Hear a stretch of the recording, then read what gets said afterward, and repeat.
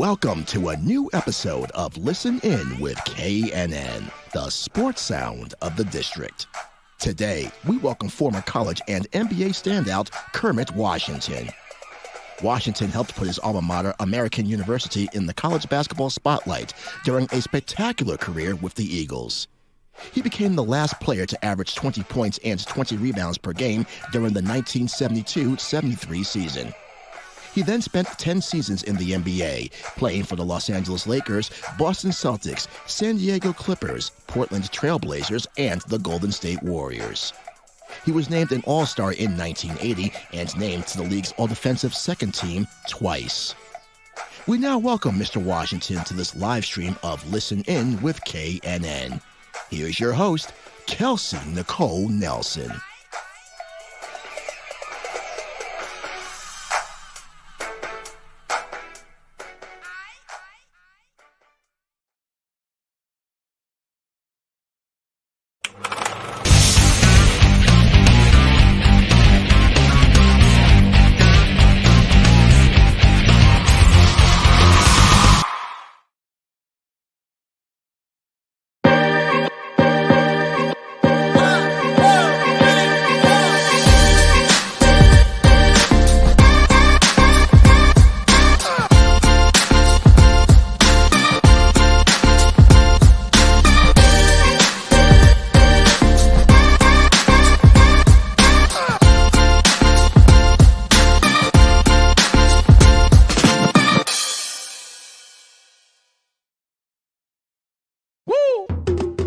It's Listen In with KNN, the sports sound of the district. We bring you the biggest guests, great analysis, and the hottest sports stories in the nation's capital and beyond. And we bring it to you live. Welcome to this live stream broadcast of Listen In with KNN. Here's your host, Kelsey Nicole Nelson.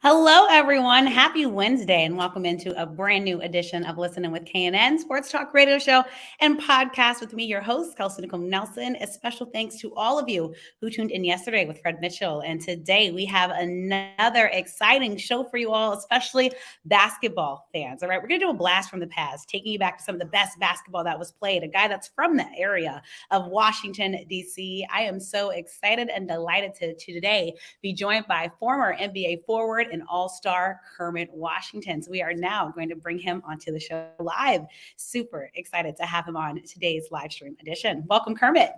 Well, thank you very much. I'm telling you, it's a pleasure. And your introduction to your show is very elaborate. It's very, very nice. Very we had to give you the best, Kermit. We had to roll out the red carpet for you. Excited to be joined by a guy from the area. That's nice. That's nice. That's nice. No, DC, I was saying the introduction. I kind of miss DC. Yeah, I miss it. I'm glad you got onto the go-go music. Do you still listen to go-go out there, Kermit, out in California? Well, you know what? Now I'm in Las Vegas. I was in California most of the time, but I moved to Las Vegas because it's cheaper. It's a lot cheaper, but I miss LA because I didn't have to deal with the traffic. So it was nice living in LA. Okay. Oh, that's nice. I'm sorry I just missed you in Vegas. I literally just got back from Vegas. I wish I would have known, Kermit, you were in Vegas. I would have connected with you in person. But next time I have to come say hi. But just say hi. Yeah. But, since you started there, glad you're doing. Let's start with DC. I want to start from there. First off, welcome back to the area, Kermit. We got to get you down here eventually. I don't know if I can afford DC anymore. DC is crazy. If LA is crazy, DC is crazy. Let's start from the beginning. You went to Coolidge High School, but I want to start before that. What first made you grow a love of basketball growing up in Washington, D.C.? You know what? I love football. My brother and I love football. Everybody in our neighborhood loved football. Now we would go to the baseball games, the Yeah. Senators. Now the Senators used to have something called the pothole tickets or something like that. Yeah. So the games would only cost 25 cents to go to Ooh. see the Senators play. Yeah. And so we used to go baseball. I used to play every sport, but my love was football and the Redskins. I love the Redskins. Sonny Jurgensen, Bobby Mitchell, Charlie Taylor. Yeah. And we're going back, Paul Krause. Ooh, those were the Sam glory Huff. days, Kermit. Oh, We wish we had those days in Washington now. well, that's how old I am. That's a problem. I'm going way back. I love those teams. They might lose, but they would lose 55 to 45. It was very exciting to watch. It was a good game. Yeah, and basketball wasn't my sport really, but it's lucky that we played everything as kids. But Right. I was lucky to live 2 blocks away from the #1 playground that all the people would come to do Monday through Thursday. It's called Rudolph Playground. Yeah. It was the second to Hamilton, I think it was, something like that. Monday through Thursday, the best in the city would come there to play. And it was only 2 blocks from my house. So I guarantee you, if I didn't live 2 blocks from that playground, I would have never played pro ball. Guaranteed. Wow. Amazing to hear that. And I'm sure though, when did you hit your growth spurt, Kermit? Like at what age? I can tell you some funny stories. The thing is, I was in the 10th grade. I was 5'7", maybe 95 pounds. Wow. So 10th small. grade. Oh, you know what?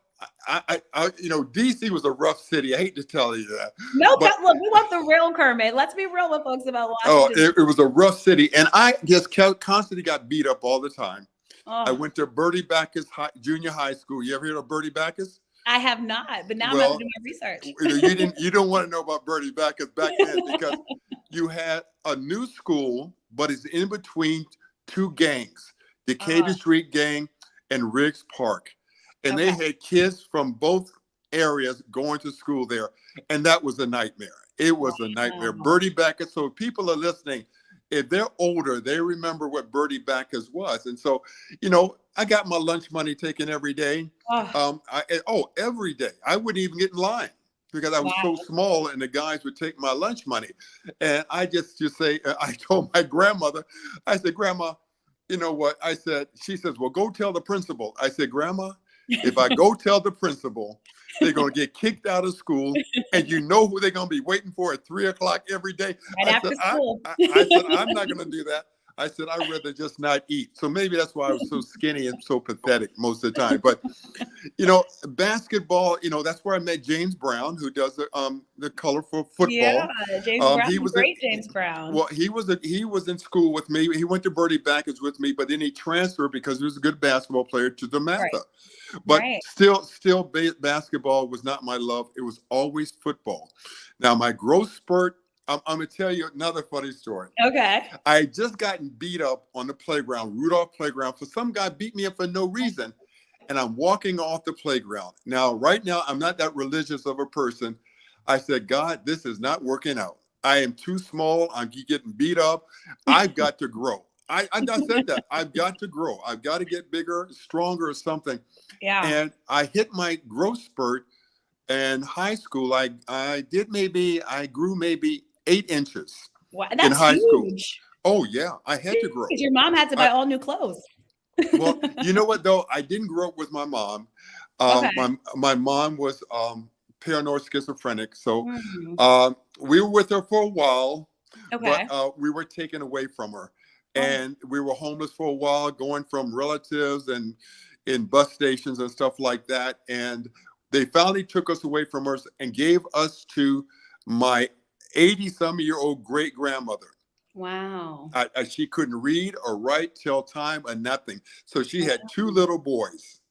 Is your brother older or younger, Kermit? My brother was a year older, year and a half older. Okay. And he played pro football. He made the pro football. So we loved football. And after growing, my junior year, I made the football team, the varsity football team. Yeah. And still very skinny. I was a backup quarterback. My brother was a starting quarterback for McKinley Tech High School. Okay. And then he went on to college. But I wanted to get bigger, but I kept getting taller but skinny. But Mm. my senior year, I started as a tight end for Calvin Coolidge. And Calvin Coolidge had great football teams back then. Yeah. Very good football Yeah. teams. I don't know how football is anymore, but we would have 100 guys try out for the team, and he kept maybe 45 or 50. Nowadays, they tell me they can't get people to go out for the football teams. Some of the teams in DC are having a hard time, Kermit. Yeah, recruiting guys to come play football. But I love football, and I love the Redskins. I mean, and I started, and then here's the funny story. A guy named Glenn Price was one of my best friends, and he played on the basketball team. And he was 6'9", and he was a star of the team, averaging about 25 or 30 points a game for Calvin Coolidge. Okay. And he says, Kermit, go out for the team. I said, Glenn, I don't play. I hadn't played really that organized basketball. He says, if you go out for the team, I'll give you a ride to school and a ride home in my car. Oh. I said, oh my goodness. Because you have to realize that back then, it was no school buses for the brothers walking to school. It was cold. I mean, we were cold. I said, I'll go out for the team because football was over. Right. And I said, okay, I'll go out for it. And I didn't expect to get in the games. I really didn't care to get in the games. Right. I wanted to ride to school and a ride home. And I would see the games firsthand of my buddy playing. But some of the guys didn't do their schoolwork, and they got cut off the team. They got cut. So the coach says, Kermit, you're going to start playing some. I said, oh my God. I said, I'm going to start playing. You know, I didn't really want to play too much because I wasn't very good. But I was a halfway decent football player, so I didn't want my image in school to go down. But I got in the games, and I didn't play very well. I think I averaged maybe 6 points and 4 rebounds. That's it. And a lot of games, I never even got in. Wow. The coach didn't put me in. And so it was okay with me.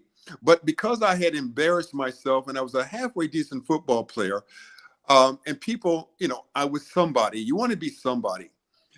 Well, I said, let me improve. So here's what happened. After the season, I got a book. I don't know why I got a book. And I thought by reading a book, I could get better in basketball.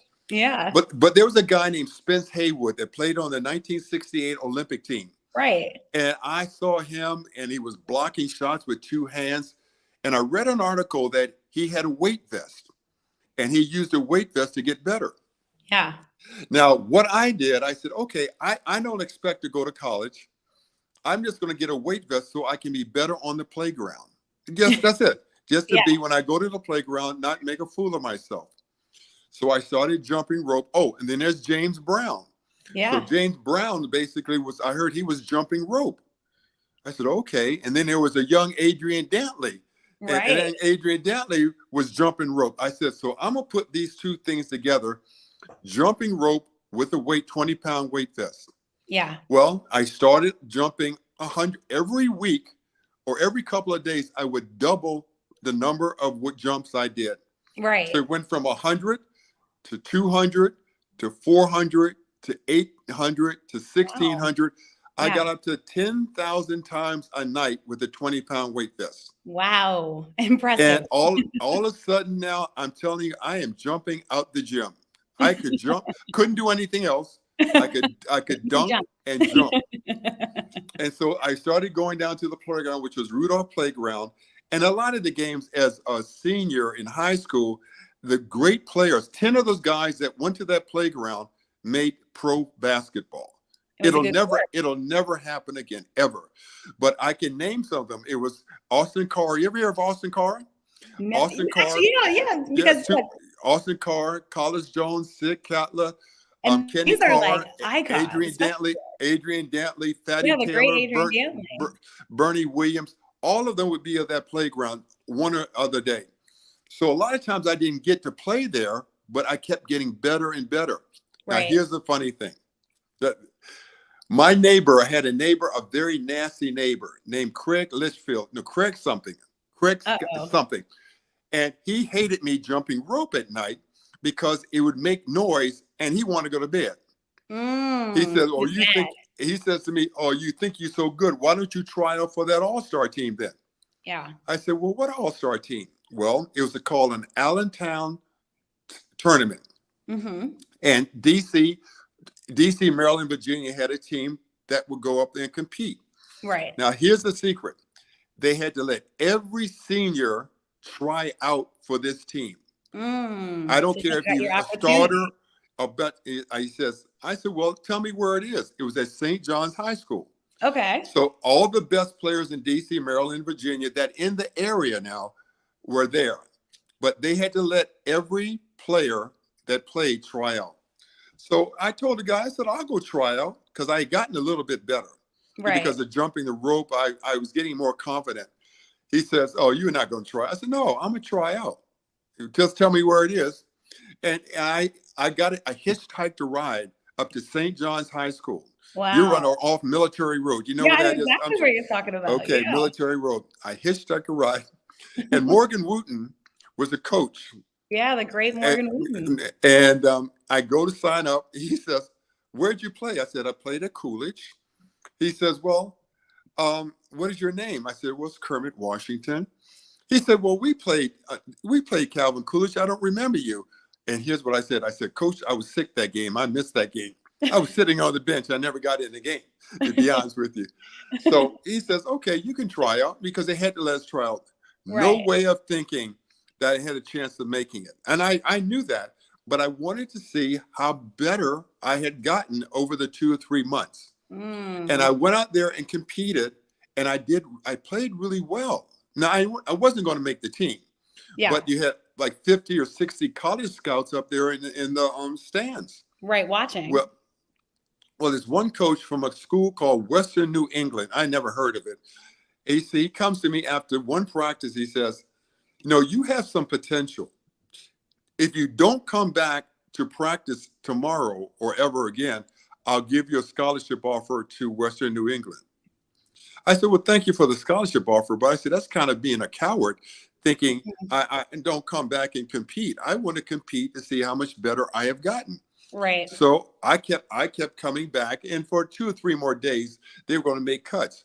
But in that time, Georgetown, George Washington, Maryland University, Howard University, Rutgers, a few other schools came to me and said, we're interested in you. And the funny thing is, I was scared to tell them I really didn't get in a lot of games. Right, but right. Going back to your high school career, like you said, you were on the bench, you said mostly, right, Kermit? Well, not all the time, but some games I never even got in.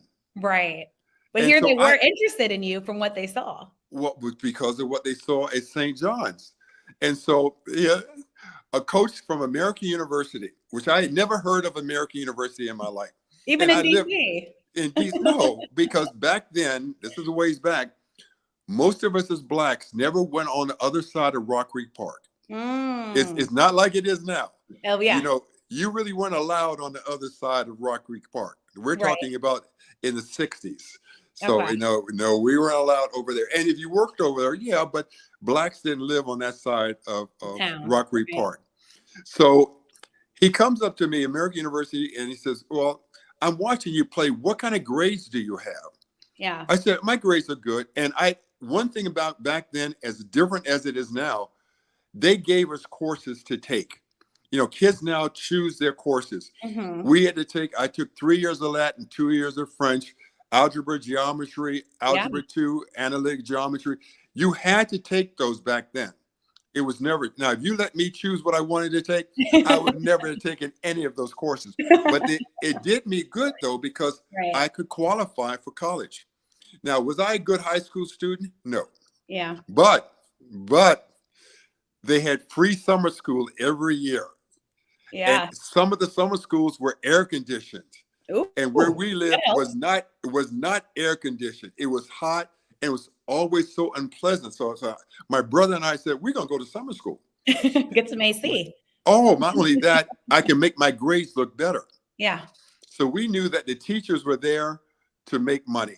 They really weren't there to, they're all good teachers. I'm not knocking down the teachers, but if you did your homework and you kept your mouth shut, you got to be. Okay. So on your report card or on your grades, they will erase what you got and put a B. Wow. And so I went to summer school 7th, 8th, 9th, 10th, 11th grade.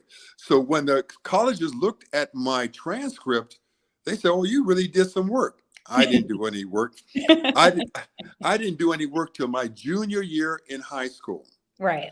That's when my brother went to college and I was by myself. I said, "Well, let me try to do some schoolwork." But I had a teacher named Mrs. Thomas, and I tried to find her because she changed my life. She was my biology teacher and my homeroom teacher. I don't know if they still do that homeroom stuff now. I don't know. I believe so, yeah. But the thing is, I always got an A in citizenship. I never gave anybody a problem. And the teacher, Mrs. Thomas, I loved her to death. And if she needed anything done, I said, "Miss Thomas, I'll do the board for you. You want me to do this for you?"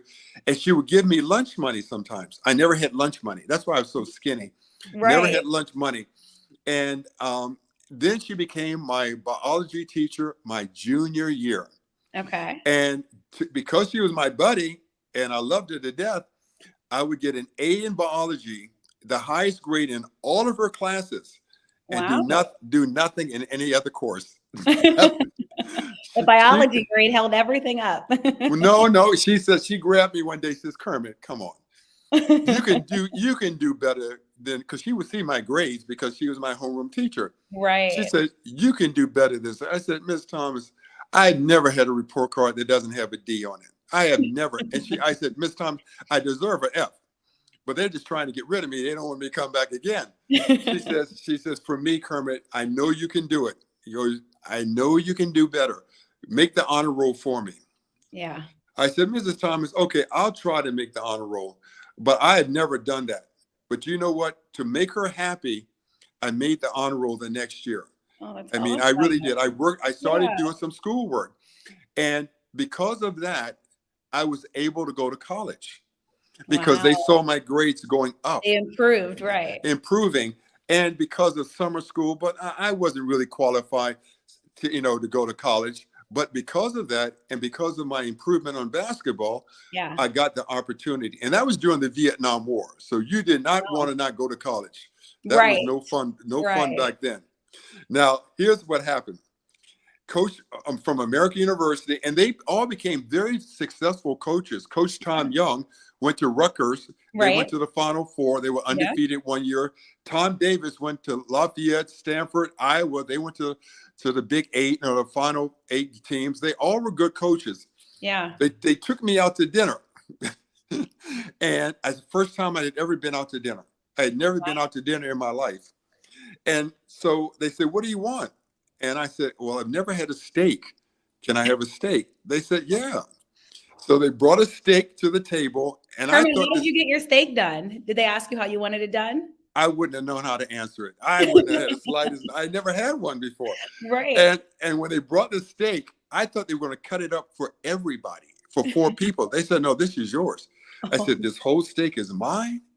I said, "Listen, I'll come to your school if you're going to feed me like this," because I had never had food like that. So I said, "I'll go to American University." Now, my father had gotten remarried, so we had moved in with my father and my stepmother.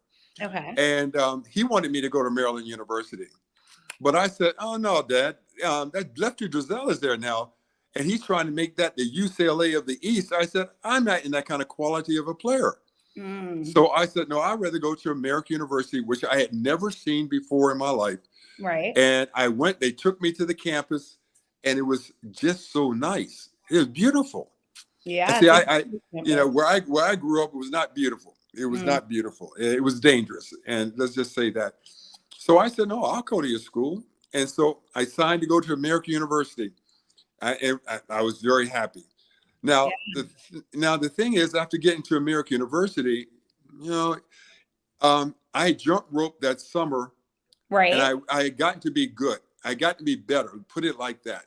And so the first day of campus, all the varsity players and stuff said, "Let's go play down at the playground or something."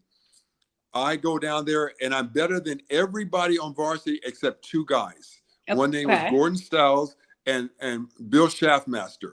But I was better than everybody else. And as a freshman, I was named top 10 freshman in the country. That's huge. Oh, yeah. I averaged about 19 points and 23 rebounds a game.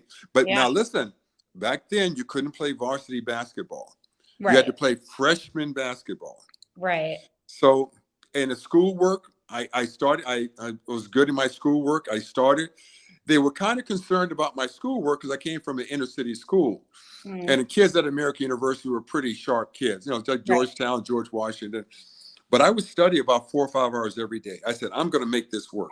Right. So after my first semester and I had a B average, my coach never asked me for the next 4 years, you know, what my grades were. He never, because I did really, really well academically. Right. So that's good. And really quickly, Kermit, before we go into more about your American career, we have a question from Jamel Cutler. Did you ever have any interactions with Alpo or Rayful Edwards in DC? You know what? Maybe if you pronounce that name better, I might. So basically, the drug dealers in DC, because you know some of them became very notorious during the time that you were. No, I didn't. No, you know I didn't. They had a lot of guys doing drugs in the playground. A lot of drugs, but not the heavy drugs they have now. Back then, it was just some of the guys would shoot up heroin on the playground, but they just had marijuana and stuff like that. It was never all the stuff that they had later on. Yeah. But they would come to the playground. You'd have hundreds of guys just coming to the playground and watch the games. Like John Thompson would always be down there with his players. And it was just unbelievable. I mean, if you were good, you could play. Now, if you weren't good, you could never get on that court. And my freshman you had to year, earn it, basically. you had to be able to be good. You had to be good. Now, Austin Carr and them never got off. Even if they lost, people want them on the team. You needed somebody that could shoot, because if the score was 28 up, that means the next team that scored won the game. And if you usually lost, you never got back on playground on the games. So you wanted somebody like Austin Carr that could shoot from the long distance. Right. Instead of the guys fouling you to death. They'd have to beat you to death trying to go in there and make a easy shot or a layup. Right. So I loved it, though. I mean, those happy days walking down to that playground, I was more nervous going to the playground than playing in college. Wow. Oh, yeah. I mean, because you got, I told you, 10 guys made the NBA from that play. On that basketball court. It would never happen again. Now, on the weekends, they went to different places like Rose Park. They went to Luzon. They went to Candy Cane. They went to all different places. But Monday through Thursday, Rudolph, 2 blocks from my house, is where everybody played. Everybody played. Amazing. All right, now we're going to fast forward. Well, actually, really quickly, before we get to Americans, since you said you grew up a Redskins fan, I have to ask you, Kermit, what do you think about the new Commanders name? Are you still a fan of the team? Oh, I still, you know what? They've been bad. Excuse me. They've not been so good for a while. They haven't been good. But when I grew up, they had such exciting players. I mean, I remember all of them. Jerry Smith, the tight end, was all pro. You had, then you go to Larry Brown, but you had Bobby Mitchell, Charlie Taylor, Sonny Jurgensen, and Bill Kilmer. Then you had Jefferson, the receiver. You just had so many exciting players. Yeah. And we loved the Redskins back then. I mean, they could do no wrong. Even when they were losing, they could do no wrong because they were exciting to watch. Right. And then, you know, as time went on, as I moved away, I didn't keep as much in touch. But the Redskins were the heart of DC. Yeah. Everybody loved them. I don't know, is the relationship still like that? I don't know. Yeah, I think it's still a football town, Kermit. But I think people are still getting used to the name change. I will say that. The command. Well, I don't think people remember the name change. I think they say the Washington. They still say the Washington Redskins if you talk to people on the street.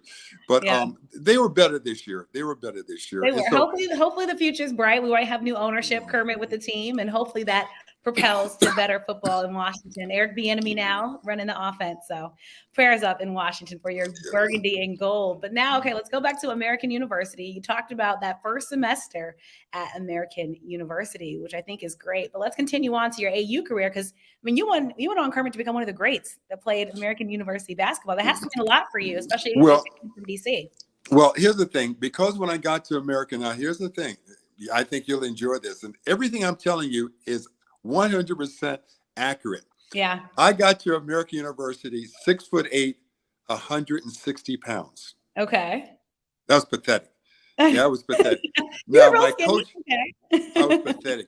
So my coach comes to me and says, Kermit, I'm so impressed with how you improved, but Yeah. you got to gain some weight.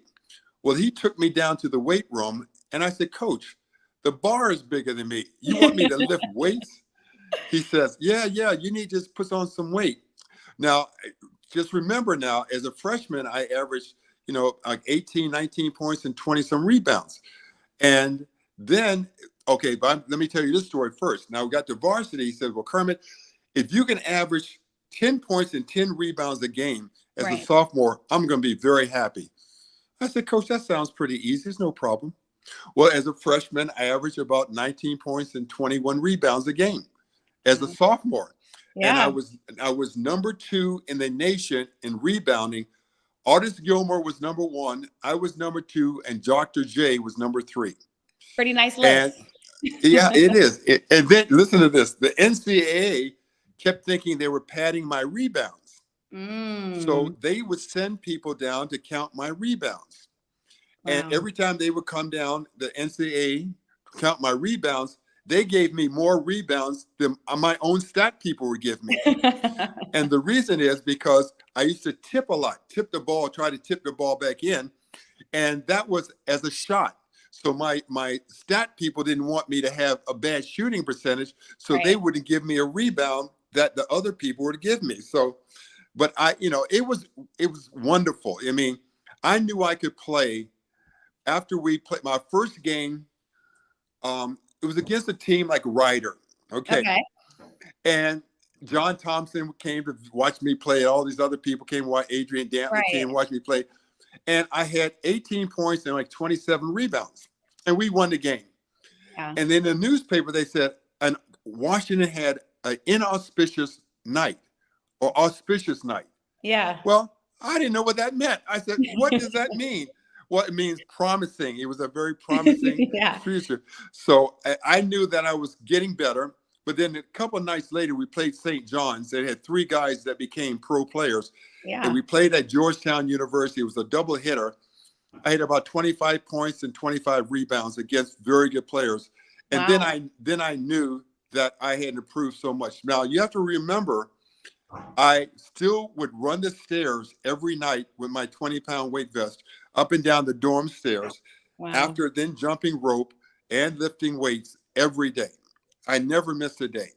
Honestly, my coach would tell the weight guy, don't let Kermit in the weight room on game days or whatever. And I told that guy, you let me in because my routine. I gotta keep consistent. Well, you know what? Your routine, and you have to have confidence in yourself. Because if you look at you go to a basketball game, everybody's 6'8", 6'7", they look good, they're athletic. Right. What differentiates those guys from each other? It's work, hard work, and belief in themselves. So I knew that if I put the effort in, that I could play well. I didn't say I'm gonna outplay, but I only got outplayed one time in my college career. And it was a guy named, it was a 7-footer from Syracuse. And his name was, I forgot his name, but he was 7 foot, about 260. Wow. And as a sophomore, I was only up to maybe 185, 190. Yeah, so he was much bigger than you. Yeah, I was still skinny. But I played a good game, but he was just too big for me, and he outplayed me. But that's the only guy in 3 years of college varsity that I got outplayed. Wow. But that year, now people don't realize, a lot of people don't realize, after my sophomore year, I was about 18, 19 points and 20, 21 rebounds a game. The Miami Floridians called me and wanted me to come out, the ABA team come out. I said, I'm not coming out anywhere. I said, I love playing at American University. I'm happy. Right. I'd never been happy in my life. I said, this is wonderful. I'm not coming out. I'm not even thinking about it. And so that was over. And so then I became a junior. And my junior year, I was really good. I knew I was going to win the rebounding championship because Artis was gone and Dr. J was gone. But they had a guy named Marvin Barnes from Providence, was pretty good. And he was always right behind me. but I knew I could, I knew I could get more rebounds than him. I just knew it. And for some reason, in my junior year, I played really well. Yeah. Once again, I 20 some points, maybe 21 points and 19 rebounds or 20 rebounds. I don't know what it was, but now we were a good team, like 16-8. We weren't really good because one of our star players got in trouble with the coach, and the coach cut him off the team. He was called Johnny Lloyd from Anacostia. Yeah. And I loved him, but he got kicked off the team. So we only were 16-8, where we would have been better. Well, at the end of that year, the New York Nets called my coach, Tom Young, and they offered me, I was going to be a first-round draft pick if I came out. So my coach calls me. I go over to see him. I said, Coach, what's up? He says, well, I just want to tell you, I've just heard from Lou Konaseki, and he said that if you want to come out, you'll be our first-round draft pick. Yeah. I said, Coach, that's nice. I'm not going nowhere. He was so happy. He started hugging me. He said, you're not going? I said, Coach, I've never had any money in my life. I'm happy. I'm not going nowhere. I'm going to stay for my senior year. And it was good for the team, too, because, a good group of guys. I mean, we still have the highest winning percentage till this day. Not the most wins now, because we were only allowed to play 25 games back then. Right. So we were 21-4, and then we got beat by Louisville in a tournament. But we were good. We were a good team, and we all were inner city kids. They're from Roosevelt, from Cardozo, from Anacostia, from Coolidge, from DeMatha, from Western. Western. Is there still a Western high school? I think so. Yeah, I know Spingarn, I believe, is gone, but yeah, Western is still there. Okay, Western high school. We had a lot of kids from the area, and that's huge. I think before you continue on, I think we had the 7-footer you were talking about from Syracuse. That was a 7-footer Roosevelt Bowie. Was that No, it wasn't. I played against Bowie, but I think it was the next year. This guy was Smith. I remember his last name was Smith. Played for the Portland Trailblazers. He was a draft pick in 1972 or 71. So somebody can look it up and they can find what his name was. But he was just too big. He was just too big. Yeah, you said the size of him, 260. And he could play a little too. So that's just huge. Say that. And then really quickly, Kermit, too, we have a comment. Do you have a good Marvin Barnes story? Oh yeah. Oh, nothing but Marvin Barnes stories. Listen, Marvin Barnes, was one of the great players. Great players. Yeah. He just had a couple of problems with drugs and alcohol. But when he was playing in the ABA, he was a star in the ABA. I think it was St. Louis, I forgot the name of the team. St. Louis, I don't know, but it was St. Louis. He misses a flight with the team. Yeah.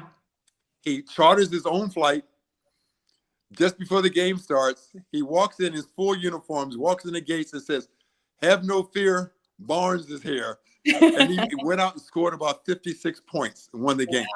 Wow. Oh, he was talented. I knew him since he was in high school. Very talented. It just so many guys like that have the talent, but just didn't have the guidance, I think, as growing up, because he was very, very talented, talented. And he played shortly with me in San Diego. But when he was in Boston one time playing for the Celtics very quickly, he came back. He parked his car in the parking lot, and it was a snowstorm. When he got back from the airport, he couldn't find it. He just left it there. He didn't go look for it. Went and bought another car. That's like Marvin Barnes. Nice. He was very talented. It's so many players like that he wasn't afraid of anything. He could play. He was so good. Yeah.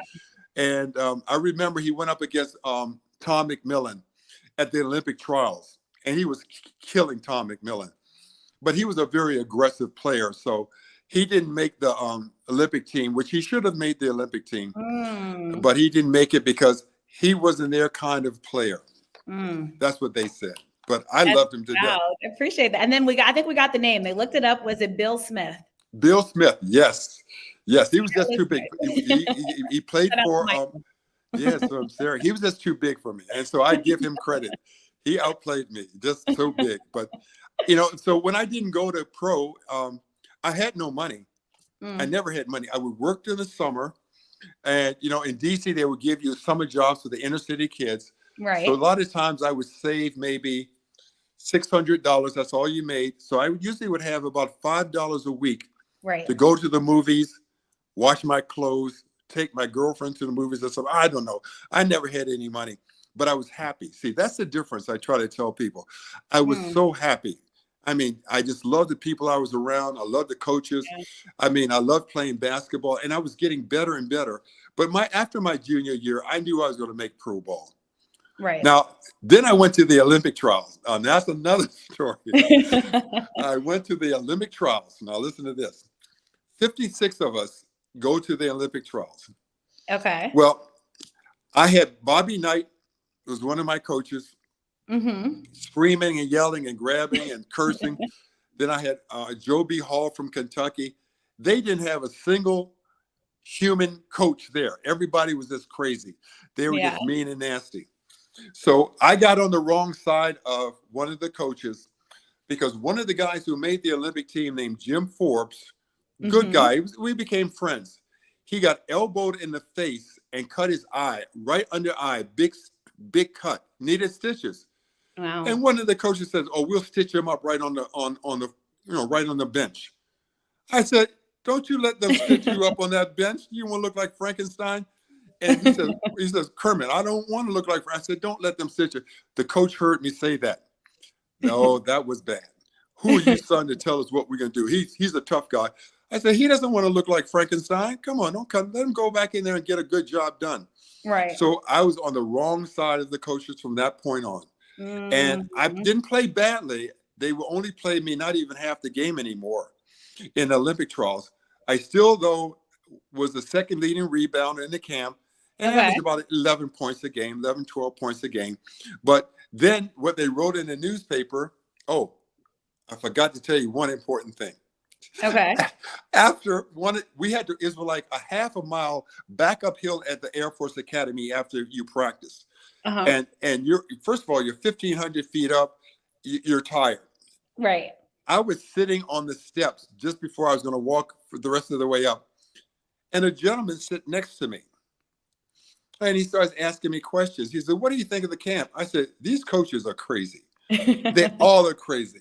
They curse, they scream, they say they're going to kick your butt, they're going to this and that." I said, "They're all are crazy." And I didn't realize it was a reporter from the Washington Evening News. Oh. It was on the front page of the sports page the next day. Kermit Washington says, "These coaches are crazy." Oh my God. I was used to coaches that had common sense, not screaming and fussing and threatening. So I get a call into Hank Iber. You know who Hank Iber was? He was an old Olympic coach. He talks to me. Says, "Come here, son. I hear you having a problem with this camp." And then he throws the paper down in front of me. I said, "Oh my goodness." I didn't know who the guy was next to me, and he was a reporter. His name was Steve Hershey. And I'm sure, I don't know if he's still around, but Steve Hershey. And so that's the reason I didn't make the Olympic team. Oh my gosh, that's hurtful. You just didn't know. You know what? I'm too naive. I'm naive to a lot of things, but I was too naive though. So then in the newspaper, not in the newspaper, but in a lot of magazines for the preseason, Kermit was disappointing in the Olympic trials. "We don't think he's going to have a good year." Wow. I said, they better be careful. I went out there and I made first team All-American. Look at that. I led the nation in rebounding. We had the best record percentage-wise in the history of the school. We got to the NIT. Now you have to understand, back then, only I think 28 teams went to the NCAA. Okay. I think you had to win your conference. Right. Okay. Right. And we were 21-4, but we got beat by St. Joe's. And so we didn't make it to the NCAA, but we went to the NIT. Right. So we know now that we would have made it to the NCAA. Oh yeah, but we got 8. Well, how many teams do they have? 64? I don't know what it is. Sorry, yeah. There's a lot of teams, but we went up there to but now here's another story, and you enjoy these stories. Well, my sports information director was named Mark Splaver, who did a wonderful job for me. He really did. He said, Kermit, you got to do this. So I used to have like a B average in my first 2 years in college. Mm-hmm. He says, Kermit, you got to get over 3.5 or more, and I can get you to be academic All-American first team. I said, okay. I said, I'll try to work harder. But I was studying about 4 or 5 hours a day. And that's no joke, every day. My teammate said, if Kermit's not lifting weights, he's not practicing basketball, he's not in class, he's studying. And that's the truth. Now, on Saturdays and Fridays and Saturdays, I would have fun. But if it was a school day, I was doing my work. Right. So I made first team academic All-American my junior year. Right. I had like a 3.7, and my senior year, like a 3.8. I made first team All-American, postgraduate scholarships, a lot of awards they gave to me for academics. But for basketball wise, I'm going to tell you how the draft was back then before I tell you about the last game. Well, the draft, real quickly, knock this out my ear. My last game, let me tell you about that first, was against Georgetown, John Thompson. Okay. My sports information director comes to me and says, Kermit, only 6 people in the history of college basketball have averaged 20 points and 20 rebounds for their entire career. Yeah. Only 6. I think it's Bill Russell, huge feat. Elgin Baylor, Dr. J, Artis Gilmore, Paul Silas, and Walter Dukes. Those are the only guys who have ever done it for their whole career. Yeah. He comes up to my room the day before my final game against Georgetown. He says, Kermit, you need 40 points to make the 2020 club. He says, I said, well, Mark, I've never scored over 30 points. He says, you have enough rebounds. You don't have to worry about rebounds, but you have to score 40 points to join the 2020 club. That's a pretty exclusive club. Yeah. I did not sleep at all that night. Now, in my last game. That was on your mind. Oh, my goodness. The biggest crowd in the history of American University, which I don't know what it was. We didn't have a big place, but, all these signs, thank you, Kermit. We love you. You did a great job. And I was so nervous because he wanted me to score 40 points against Georgetown. Now, John Thompson at Georgetown was a good team, but they were not what they became later on. Let me just say that.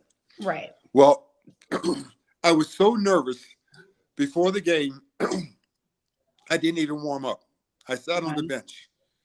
The coach says, Kermit, go warm up. I said, no, coach, let me just sit here and relax. I said, I have to just sit here and relax. Yeah. Well, the game starts against Georgetown. And I think I missed my first couple of shots, and I called a timeout.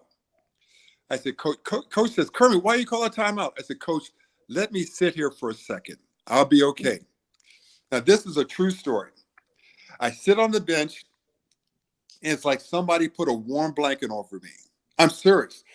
It's like somebody put a warm blanket. Nobody did, but a warm blanket came over me. I just felt so warm and so confident. Yeah. I went out there, and I think I made my next 13 shots in a row. That's huge. Wow. And I ended up at the end of the game with 40 points. You got it. 28 rebounds or 29 rebounds and 10 block shots. That's the greatest game I ever played. I was going to say, that's a perfect stat line for you. What you thought you might not have done. Oh, I would never in 1,000 years. And so we won the game. We had the best record. I mean, everything was perfect. That's why people say, "Why, do you miss college?" Those are the best 4 years of my life. And I've had a good life. Right. I really have. But it was nothing compared to those 4 years of college because schoolwork was good. Basketball was good. My social life was good. Everything, it was like growing up in D.C. for me, and I don't want to knock down D.C., but it was not good. It was not good at all. And for me to go to college is like coming from hell, going to heaven.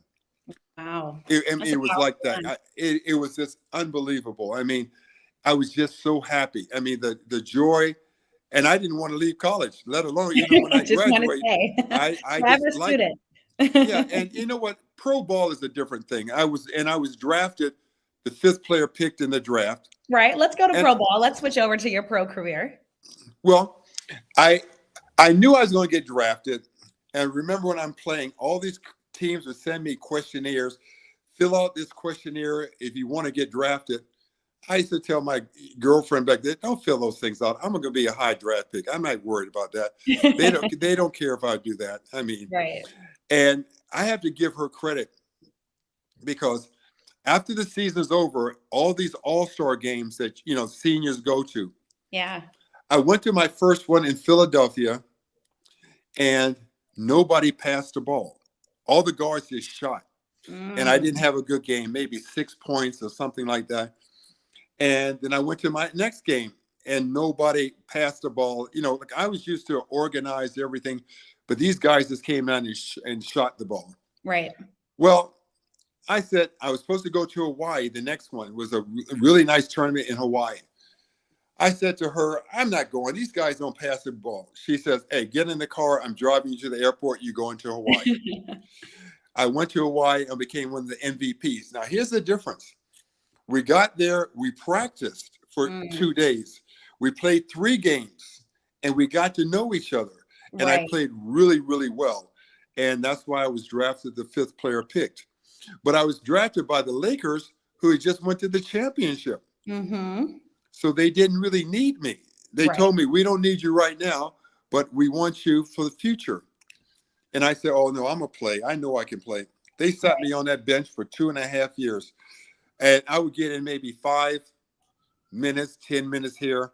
Right. And I just said to my general manager, which was Pete Newell, very famous coach, I said, you need to come and help me, work with me.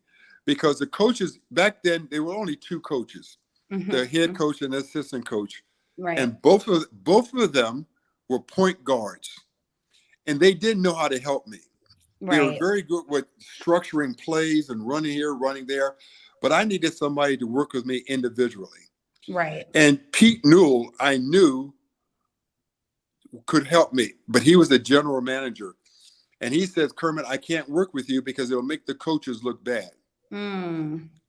So my luck was he retired after the 3rd year and he started working with me. He says, okay, I'll work with you. Right. Now he can help. As soon as he worked with me, I became a player in the NBA, playing many minutes and became a starter. I needed somebody to help me. See, people that play basketball, I was playing a center in college, but in pros, I had to play a forward position. Positions, yeah. That's a big difference with when you're a center. Back then, you played with your back to the center, back to the basket. But when you're forward, you play facing the bucket, and I had never done that before. So I needed somebody to teach me, and Pete Newell worked with me, and I got to the point where I became a starter. Yeah. Then it just got better and better and better, and it's because of Pete Newell is the reason that I got off the bench. And I was willing to work hard. It was never a question working hard. But the question was, I was like in a rowboat trying to row to land, but I was rowing out to sea. Right. I needed somebody to say, turn that boat around, brother, and go the right way. Yeah. And Pete Newell did that for me. So I just started. Then I started starting for the Lakers, started for the Clippers, started for Boston, started for Portland. And even for the end of my career, started a few games for the Golden State Warriors because of what he taught me. But, pro ball is difficult, and it's different than it is now. Right. The game is so much faster. Yeah. They used to bring the ball up. And when I played, the center was the most important player. They don't have great centers like they had back then. The game is so fast. The game could be a point center now. I mean, look at the centers back there. Now, I'll go through them. Let's go up to Buffalo. You have McAdoo, average about 30 points a game. Yeah. Dave Cowens, about 20-some points a game. Wes Unseld, about great rebounder. You had Walt Bellamy. You had Nate Thurman. You had Spence Hayward. You had Kareem. You had Bob Lanier. We just keep going on and on. Elvin Hayes. Yeah. See, the center was the most important player. Nowadays, that's not true at all. Right. It's changed. It's definitely. I would say the point guard. A good point guard could be the best player on the team. It makes a difference. Yeah. Yeah, because the game is so fast, up and down the court, up and down the court. And am I saying they're better athletes? Yes.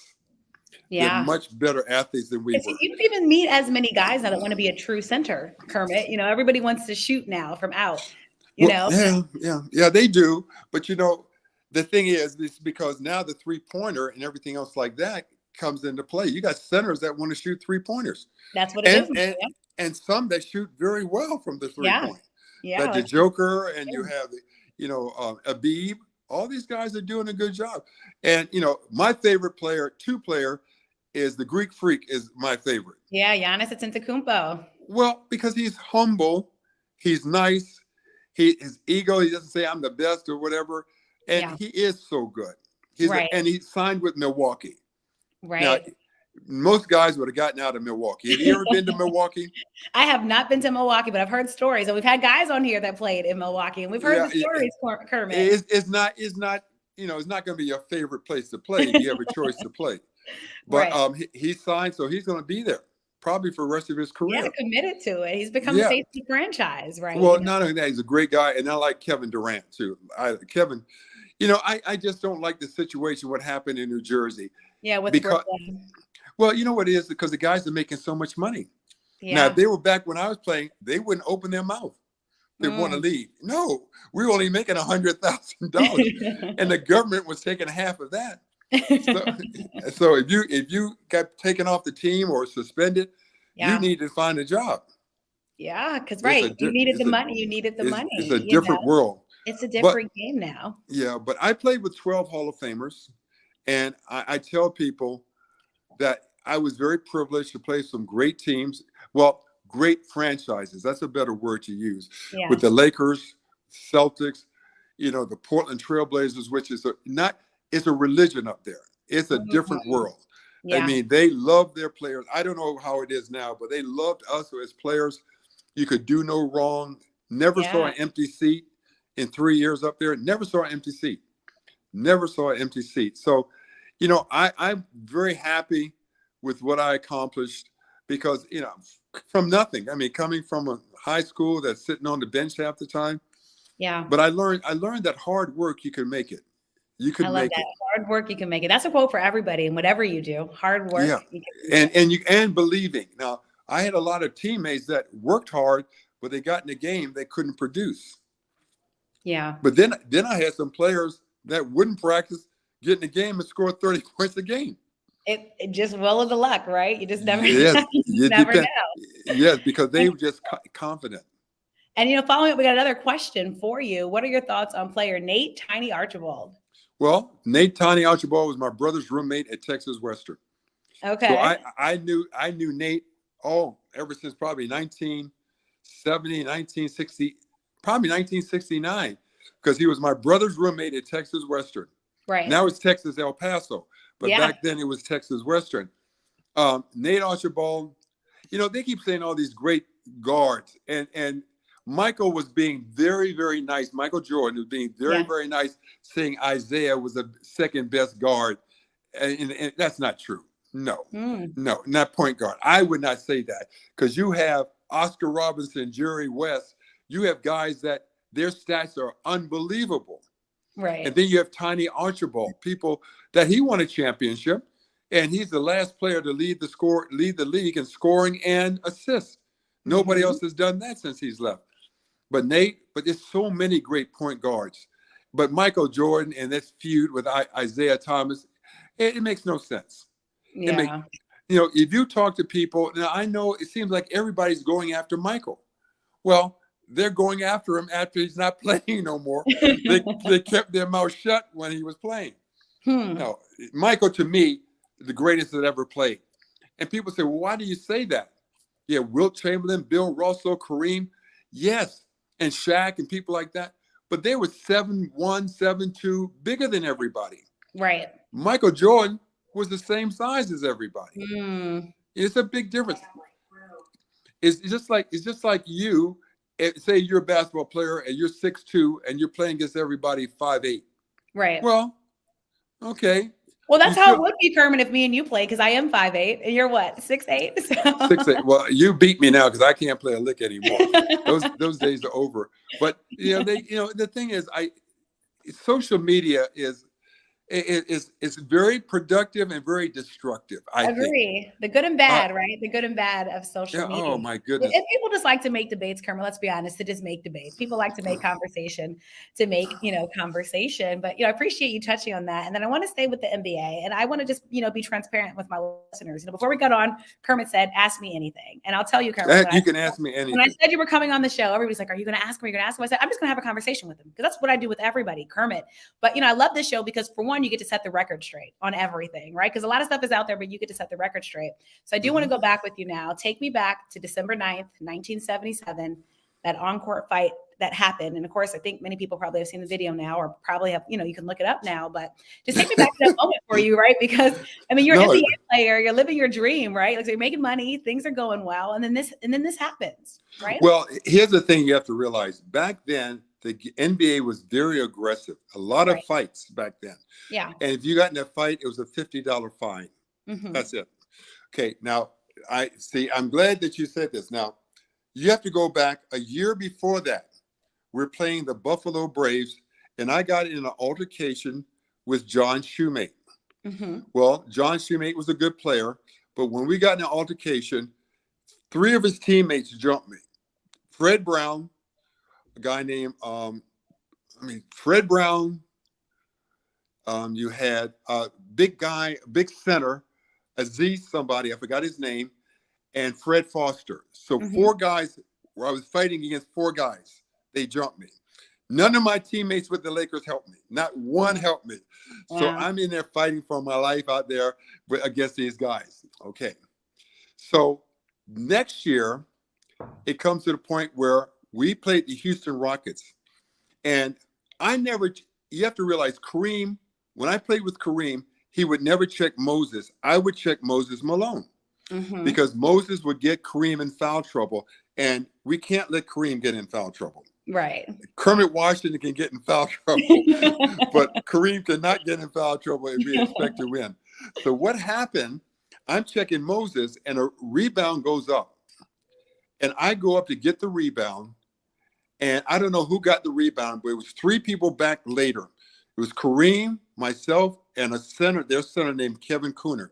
Mm-hmm. Now, as we turned to try to catch up to the guys, I grabbed Kevin Cooner's waist and propel myself in front of him, or try to propel myself to catch up. And if a referee saw that, they would call that a foul, but it was nothing outrageous. Right. Well, Kevin Cooner turns and elbows me in the face with his left elbow. He elbows me in the face. So I stopped and I said, well, maybe this is an accident. Well, then Kevin Cooner turned around and hit me in my face. And I said, okay, that's not an accident. So we start fighting. So as we're fighting and he's getting ready to go down and Kareem grabs him, I see Rudy running up from behind me. Mm-hmm. Now, what am I going to think? I think he's coming. He's running right at me. So what am I going to think? I thought he was coming to just like the guys in Buffalo the year before. So I turn around and hit him. Now, to be honest with you, I am not a fighter. Mm-hmm. I've not been in a fight in my life for over 50 years now. No, not 50, about 47 years, whatever it was since then. Yeah. I'm not a fighter, but I realized growing up all the time, getting beat up all the time. That's why I lifted weights, tried to get bigger and stronger so people would leave me alone. Right. And so when Rudy ran at me, I thought he was coming at me. And I turned and he was in the hospital for a while. Mm-hmm. So that changed my life, really.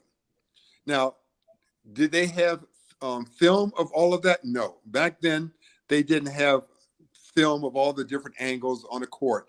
So only thing people saw is me hitting Rudy.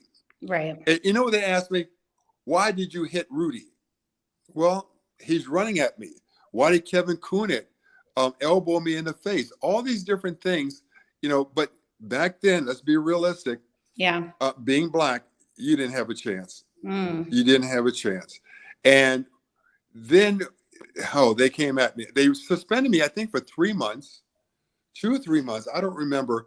They had the biggest fine in the history of basketball. Mm-hmm. They traded me to the Celtics. Right. But I knew Red Auerbach since I was 17. So he grabbed me up real quick, which was, I was so thankful for that. But the sad thing is I became public enemy number one. Yeah. Now, let me tell you something. So everywhere I went, not in the LA area. LA, people still like me in LA. But what bothered me is I had to go to Boston. And Boston at that time was having racial problems with the busing. Mm-hmm. But I knew Red Auerbach. I loved Red Auerbach because his daughter went to school with us at American University. Mm-hmm. Well, what he did a good job by helping with a nice news article saying Kermit Washington and telling the whole story. Right. And a guy named Bob Ryan wrote that nice article that was in the paper. So that helped smooth things over. But everywhere I went from that point on, the opposing team fans would boo me, throw stuff at me. It was not pleasant. Right. So you were like the NBA bad boy, essentially. Oh, yeah. Oh, my goodness. Yeah. And I'm not, what? Funny thing. It's funny you say that. I've never smoked a cigarette in my life. Yeah. I've never drank any alcohol ever in my life. Yeah. I've never used bad language anytime in my life. Mm-hmm. Never. I always wanted to be a senator or congressman until I found out how dirty they are. So I didn't want to do that anymore. Yeah, politics is the game. Those are things I have never done. And I was a good student. I said, I want to be a congressman. And I really want to get this done. Well, to say the least, that's over. I knew that was over after that. Yeah. But every city. But here's the thing that happened when I went to Boston. There was a blizzard. So I just told Red Auerbach says to me, Kermit, why don't you stay in my condominium? Uh-oh, we lost Kermit. So I'm sorry about that.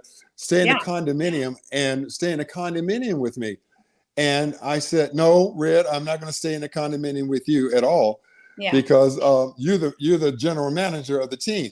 And it came to the point where he put me in a hotel, and this was the best thing that ever happened. It was the Prudential Center. It was 29 flights. I had my 20-pound weight vest. I ran it 10 times every day. You couldn't put a gun to my head and make me even walk up 29 stories now. But back then, I basically I ran it, and I was in such good shape. I averaged about 12 points and 10 rebounds in Boston. Okay. So I played really well. Now, I'm telling you the true story. So after the season, I was a free agent. The Denver Nuggets. Before you go to your free agent, Kermit, we have a question from Jamel saying, why would Boston fans mess with you after the Rudy T incident? They didn't. They didn't mess with me at all because any team that was on, they liked me. The thing is, I told you that Bob Ryan wrote a really nice article. And in that article, they told the story, my side of the story. Now, most people aren't going to believe that. I mean, they're going to say, well, Kermit's a thug, this and that. But then when he started writing about my life and how well I did academically, how I did this and that, all of a sudden it becomes a different picture of a person. They think I'm just a thug. But, they changed everything. But I tell you about the first game. Now, they might have been hesitant, but my first game in Boston was against Phoenix, and I played really well, like 14 points and 14 rebounds coming off the bench. So from that point on, they love me to death. So that's good. Yeah, that's good to Yes, hear. and because I just hustled. And by running those stairs, I was in such good shape. Did I want to run those stairs 10 times, 29 flights, take the elevator down? No, I didn't. But I knew what I was facing every game that wasn't in Boston or a city where the people like me. Oh, I was catching hell everywhere, boy, I'm telling you. But because I was in shape, I played well. Right. Well, then after the season was over, the Denver Nuggets offered me a 5-year contract for $250,000 a year for 5 years guaranteed. Yeah. Boston offered me a 5-year contract, $200,000 for 5 years. And first of all, Red Auerbach comes to me and says, Kermit, I can't pay you more than Havlicek made. I can't pay you more than Dave Cowens. I can't pay you that. I said, don't worry about it, Red. I'll sign for $200,000. Yeah. Don't worry. He says, well, you'll make more money over there, $250,000 more over in Denver in 5 years. I said, no, I'm happy here. But what happened? The Boston and Buffalo traded franchises, and Buffalo moved the franchise to San Diego, and the owner of the franchise wanted me to go with them to San Diego. So it was a compliment, but I was Right. happy in Boston, but I went to San Diego. So, and I played well. From that point on, I played well in my career. Yeah. You know, I was captain of the team. I made all defensive team a couple of times. But you know what, though? I was a team player. I never thought of myself as an extra, over better than average player. I never Right. did. Right. Right. And you're being real in yourself. That's why I love these conversations, Kermit, because again, we just keep it real on the show with how you were. And then fast forward, we talked about your basketball career, but then there's always life after basketball, Kermit. And as I understand it, you got into a lot of charity work right after basketball, just kind of Well, here's the thing. give back. I mean, listen, money didn't really mean a lot to me. I needed a purpose. And now my daughter was watching. I was getting ready to do run a camp for Pete Knows Big Man's Camp. But my daughter comes to me in 1994 and says, Dad, you need to watch this. In Rwanda, people are being killed. Like 1 million people are being killed, Dad. She says, you need to do something about it. I said, what? I need to do something about it? She says, you need to call. So what I did, I called all the different charitable organizations, and I was going to donate money. Right. But everybody was like, they want money, but they weren't even going to talk to you. So it was a group in Portland where I live called Northwest Medical Teams. Okay. And they answered the phone. And they knew who I was. I said, I'd like to donate some money because I hear that you guys are going over to Rwanda to work in a situation. Oh, say, thank you for the money. They put the guy in charge, the director, and he says, Kermit, will you go with us to Rwanda? I said, go with you to where? You were like, wait a minute, hold up. This is war-torn. People are dying. Millions of people are dying. 3 times then. He says, if you go with us, we can raise a lot more money and help a lot more people. So I said, well, give me time, give me the weekend, and let me decide. I said, I've never been in a war-torn area. Right. And people are still dying. I said, let me think about it. And I thought about it. I said, no, I'll go. So at the end of the weekend, I got on a plane and went with doctors and nurses to Goma, Zaire. And it's right next to Rwanda because we couldn't go into Rwanda. Right. I went later on, but these are the refugees that came out. And they were dying on the road. I mean, I had never been around people, dead bodies on the road. And it was something else. So I was there for like a week working in a Red Cross. Okay. I was the one that would go. See, the people in that camp was like 300,000 people. There was no food, no water, no shelter, no bathrooms, no nothing. But we stayed like a mile away and we had certain things. Right. So every day we would go in there and work. And what I would do is go around and find families that were people that were really, really sick and they couldn't make it to the Red Cross area. Right. So we would carry them to the Red Cross area, and what we could do, work on them. I mean, a lot of these people would die. It was sad. And after being there for a week or so, I said, I can help these people. Because I was doing well financially, and I just said I can come back. I can come back, and I can help these people. Right. So after leaving, I went back 35 times. I built a clinic. Incredible. I started a school. We were feeding maybe 40,000 people a year.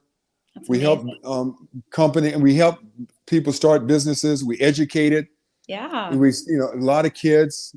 So we did a lot of good for 25 years. Which is wonderful to hear. It is. And then a situation came about where somebody was under me and the charity did something wrong. And I get blamed for it. I get blamed.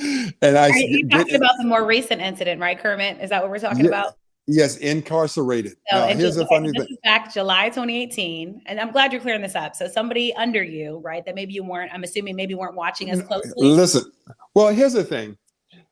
All of us, the doctors and all of us, we were just like a group of guys let's go over and help people. We went 34 times and it was our money. And I paid for all the doctors and nurses to go. They never paid. I paid for their airplane fare. I paid for their staying in Europe. I stayed for everything. Right. But here's the thing. But the charity was 35 years old. Right. I didn't keep all the records that you're supposed to keep. I mean, 35, if I had kept every record and every receipt, they would have never come after me. They would have never come after me. Now, the funny thing, what they said was, Kermit, the guy under me was selling my memorabilia. Okay. I had a lot of memorabilia that players had given me, and he was selling them on eBay for me. Okay. I said, that's good. I said, I'm going to give you 20% of what you get from eBay. And the guy that did it lives in Maryland. He didn't spend 1 minute in jail. Only you did. And just to make sure the listeners are following along. So what me and Kermit are talking about, back in July 2018, and this is when you, Kermit, you got sentenced to 6 years in prison, right? In order to pay 4 years. 4 years. Okay.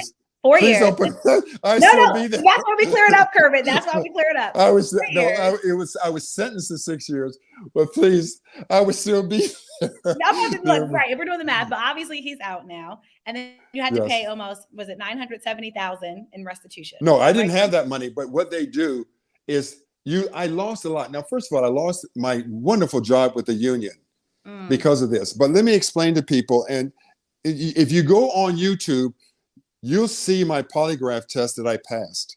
It proves everything. So after they said, well, Kermit was part of this. Okay, let me explain to everybody. This guy would sell, like Michael Jordan would give me shoes, Shaq would give me stuff, Kobe would give me stuff signed, and I would give it to him, and he would sell. And it was for the charity, because we were spending about $4,000 or $5,000 a month for the school, paying for school, the food, the drugs for the unit, paying for the clinics, rent, everything. And even though I paid for the clinic to be built with my money. So they said, well, Kermit, this guy that you're selling on your website for eBay, counterfeit software. I said, well, I don't know anything about counterfeit software, which I did not know anything about counterfeit software. And the guy that was selling my memorabilia was selling it. So, and what does counterfeit software look like? I don't have the slightest notion. And honestly, I never really looked at the website because I didn't understand eBay. So long as he sold stuff and gave me the money for it for my charity, I was okay with it. Right. But because they were selling so much of it, which I knew nothing about, then all of a sudden they come after me about counterfeit software.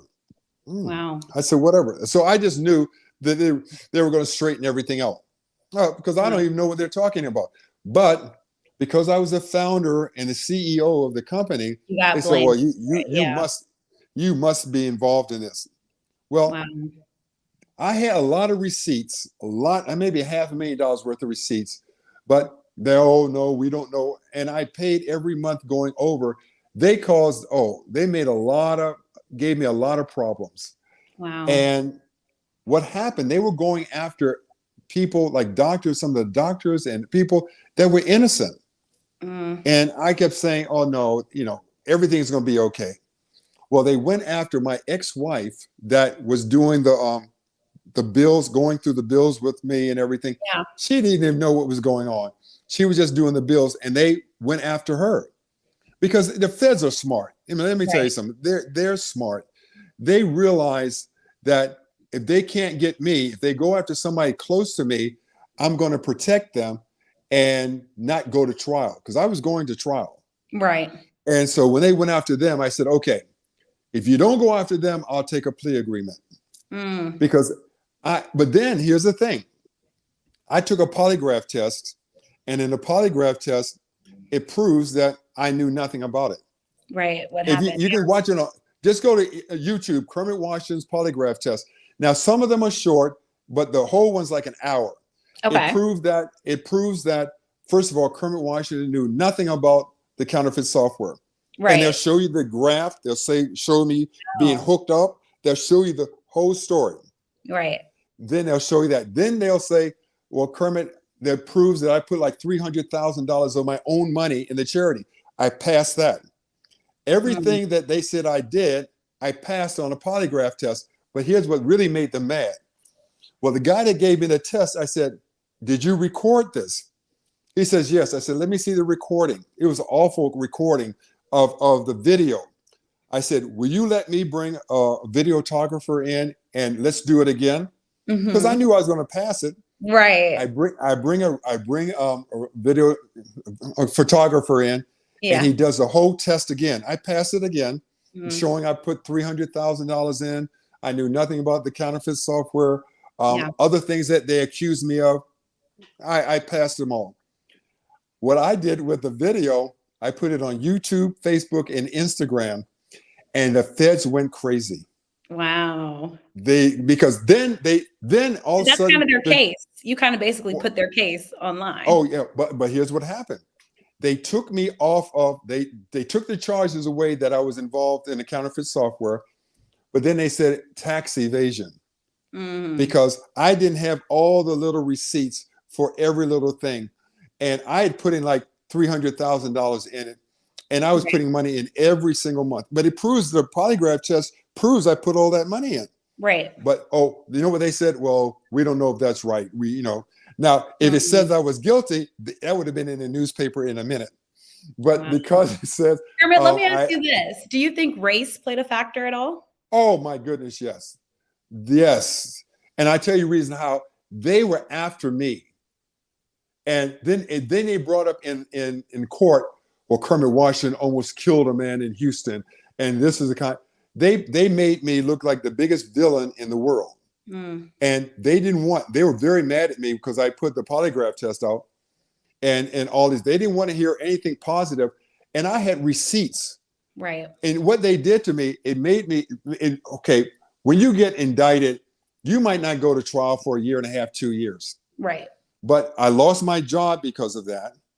And not only that, they made it very difficult for me to send money to Africa. Every month I had to send money to Africa. Right. So I used to send Western Union. For what you were doing over there. Oh, I had to do it every month, pay for the rent, pay for the students, pay for the uniforms, the food, everything, the pharmacy. I never missed a month in 20 some years. Wow. Never missed a month. And well, we don't know where that money came from. Listen, oh my goodness, most of that was my retirement money. A lot of that was my NBA retirement money. When I was taking over, I must have taken over 40 doctors and nurses over the 24-year period, and we would see maybe 1,000 people a day that had never seen a doctor before. Wow, incredible work that you were doing. Well, you know what I told that one judge? I said, listen, you could nominate me for a Nobel Peace Prize then before you tell me this. I said, because 24 years of work, I don't tell people what I do. One thing we never did, we never blasted to people like they do on Instagram and Facebook now with the charity. We kept quiet. Right. But not only that, but we never missed a month in payment. We went over 34 times. The doctors and the nurses never had to pay a cent to go over. I paid for everything. But I don't say that. But then on top of that, now listen to this. We were feeding about 10,000 people a month, 10,000 people a year in Long Beach in California. Wow. I never missed a month because I was training a kid over in the Long Beach area. And I didn't know that Long Beach had a bad area. That's where Snoop and all them came from. I didn't know that. Yeah. But and I went into a grocery store to get a drink. Me and the guy I'm training who played for Oklahoma City. And this lady was crying with a baby because she didn't have her debit card or whatever, her welfare card wasn't working. I said, I'll pay for that, no problem. Whatever she wants, let her have it. And so the manager said, that's very nice. But this happens a lot, the manager said, toward the end of the month, where they've used their credit, for that. I said, well, here's what I'll do. I said, I'm not a rich man, but I'll come by every month and give you some money, have some extra money that people fall short. Right, to help them out. And take them. Now, this is what I said. I said to the manager, her name was, let me see. I forget the name, but her name was, I said, I don't know you, so I want you to write down every time you do it on the receipt, their name and their telephone number. So I can call to make sure that they're getting this and the money's not being part. I still have every one of those receipts, thousands of receipts, but the feds didn't want to see those. We don't know if that's, we don't know whether, I don't know. They don't know. Well, we don't know where that money came from. We don't know if these are real receipts. Yeah. They had it in for me. But the thing is that when I got indicted and I got put away, so many people suffered. Thousands and thousands of people because you suffered. couldn't reach them, I right? couldn't reach them. I had no money. Where were you? Where did they put you? Oh, I was in 6 different prisons. Oh, wow. Okay. First of all, in Leavenworth, in Missouri. Well, first of all, they were supposed to let me self-surrender because, it's not a, depending, if you're like certain people, they let you self-surrender. They put me in Leavenworth. Wow. From July 9th to September 17th. Okay. And I'm telling you, we got tear gassed. They had riots. Wow. I grew up in DC, but I'm telling you, that was a rough place. It was a rough place. And the thing is always fighting. The drugs were unbelievable. See, I'm naive and even though I was very naive, I was in a group with 10 guys. 8 guys did drugs every day. Every day. They got drug. Anything you want in prison, it can get in there. Wow. Anything you want. And it was, and I'd never been around such racial divide. We knew there's always racial problems. In prison, this very strict. Wow. The Hispanics stay together, the whites stay together, the blacks stay together, and the Asians, but there's not too many Asians there in Leavenworth. And they had race riots. I'm gonna tell you about a race riot. You have time? I have time, Kermit. I mean, look, we're setting the story straight. Let's set it straight. Listen. Okay, I'm on the phone and I'm not used to this. I'm on the phone talking to somebody, and all of a sudden I see all the blacks line up on one side of the wall and all the Hispanics line up on the other side. And I only think I had been there for 2 weeks. And they just charged. I mean, it was fight like stuff you see in the movies. That's what it sounds like, a movie. Like all of a sudden they just charge at each other. Wow. Oh, they charged and they were fighting. Then all comes the stormtroopers. The storm comes troop. They have all the blacks. On the phone, Kermit, the whole time still while they were charging at each other? No, I said, I've got to get off this phone right quick. I said, I'll call you back. But they came in with the tear gas and everything else like that. And it's just, the tension is incredible. You could get hurt in prison very easily. I can hear. You could get prison. You, Kermit, were you locked up with any high profile people? No, not there. Those were just, I hate to say it, most of those thugs. Oh, no. They're some tough guys. And there's some tough guys. I'll give you a funny story. When I first got there, the blacks have to sit in a certain place. The whites. So I go down, sit down, and the blacks come to me with my, they're polite. They said, Washington, you can't sit there. I said, why can't I sit there? I said, this is where blacks sit. Right. They said, Kermit, you can't sit there. I said, why? They pointed to the guy coming down the steps. He was about 5'8", about 350. He ran the thing. I said, you're right. I'm getting up and moving where you want me to move to. Oh no. Oh man. I tell you. Wow. But the thing is, it's you know what though? Because I was an ex-basketball player, right? A little bit of like a celebrity. So and you're 6'8" too, right, Kermit? So you stood out. I was 275 then. Wow. All I did was lift weights all the time. Wow. And I was pretty strong, so I wasn't worried physically about anybody in prison. Right. Now they can kill you in prison, but they're going to use a knife or something like that. But for physically somebody coming and intimidating me, no. But I was in Leavenworth, then I went to Taft. Now Taft is like for the rich guys. These are guys that bankers, stockbrokers, lawyers, people like that have done, because what they do, they ask you your educational level. When you're in Leavenworth, different things, how many times you've been arrested, what is your life. So I was called a professional because they sent me to Taft, which is like a men's club that you just can't leave. There are no walls, there are no fences. You can walk off. It's in California. You can walk off if you want. They're going to come get you, but you can walk off. Right. You can walk off. And it was pretty easy. Wow. It was like a men's club, like they had, name it. You could do what you want to do. You just couldn't leave. But then what happened with the coronavirus and closed it, they sent us to another prison. And that was a lockdown 23 about 23 and a half hours every day in a 9 by 7 cell. Wow. That was bad. You didn't see the sunlight for Where was months. this one at, Kermit? Where was this? That was in San Jose. No, excuse me, Okay. Fresno. Okay. It was called Mendota. Okay. Mendota. And so that was a rough place. Darkness basically the whole day almost. Not dark, so you just see bars and you see people outside. But with the coronavirus, it was a lockdown. You could take a shower maybe once every 4 days, and they'll give you 15 minutes to take a shower. You didn't go outside. Then they start loosening it up a little bit, then gave you a half hour or something like that. And they had some famous people at Taft, though. The guy who wrote, that he had a lot of very rich, very, very rich, very famous people there. And it's a different world. But when you said to Mendota, no. Then I was in Victorville, not a nice place. Then at the end, I was at Terminal Island. Okay. That was a 100-year-old place. You're in a 9x7 cell. It looks like Alcatraz. Wow. And I'm going to tell you something very ironic. I lived in a place called Palos Verdes, which is a beautiful area right by the water in LA.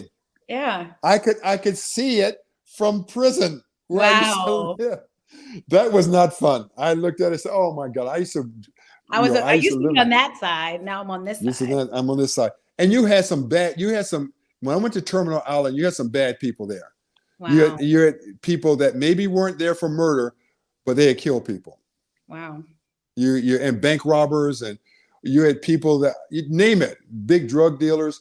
But you had a lot of guys who just made mistakes. Like, I'll give you a good example. This one guy really wasn't a criminal, but they told him, if you can take these drugs from point A to point B, I'm going to give you $300,000 in cash. Now, how many people out in that street that are not doing well would take that chance? And he got caught. But he says that, but $300,000, they showed me $300,000 in cash to take these drugs from point A to point B. Right. And I think he got caught because his tail light was out or something. Oh, wow. Right. So something else. I don't know. Something else like that. And so you hear stories, but you have it was a lot of gang fighting in a lot of these places. A lot of gang fighting. And I missed a place. I was in a place called Pahrump too. Yeah. That's where we got tear gas twice because fights that broke out, or racial problems broke out. But here's the thing. The Hispanics rule the prisons. Because there were so many of them. And then you had two different groups. You had the Pisces and the homies. And now when there was a dispute between any Hispanics and the whites or the blacks, they united together. And you were not going to beat them. Wow. They were just, the numbers of them were just higher than everybody else. Wow. And they were well organized. Unfortunately, I hate to say this, the blacks were not organized. The whites thought they were organized, but they thought they were better than each other. So they weren't that well organized. The Hispanics, oh my goodness, they were organized. And they protect them. In prison, prison is dangerous. I learned a lot. But you know what? What would you say the biggest lesson you've learned was, Kermit? Because you go from a professional basketball career to doing all this charity work to all of a sudden behind bars. Well, you said you'd never really been in trouble before. Oh no! I told you I've never smoked a cigarette, drank any alcohol, and never did any drugs. You know, and now you're in the worst place. So you know what I learned though? It woke me up to what the real world is. It's not like I used to think that police and the judicial system look for the truth. No, they don't always look for the truth. They look for what they want to find. And you find a lot of, you're not going to find a lot of innocent people in jail. I'm going to be honest with you. Yeah. Out of 100, you might get 2 or 3.